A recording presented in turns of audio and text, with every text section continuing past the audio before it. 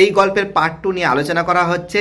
সবাইকে অসংখ্য ধন্যবাদ ভিডিওটা দেখার জন্য। পুনরায় আমরা দেখতে পাচ্ছিলাম এতক্ষণ যে কাক ভেবেছিল সবথেকে দুঃখী প্রাণী, তার জীবনে সবথেকে দুঃখ বেশি কাকের। কাক ভেবেছিল যখন সে বকের সঙ্গে কথা বলল, বক বলল যে আমি শুধু ধবধবে সাদা, আমি জীবনে সুখী নেই, কারণ আমি শুধু সাদা আর সাদা, আমাকে দেখতে শুধু সাদা, কিন্তু আমার জীবনে দুঃখে পরিপূর্ণ।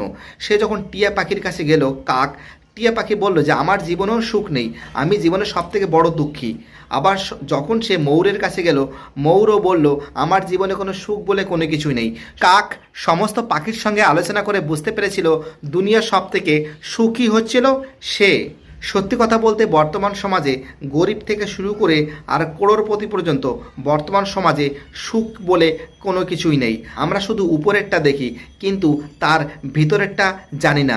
বাই, টাটা, ভালো থাকবে।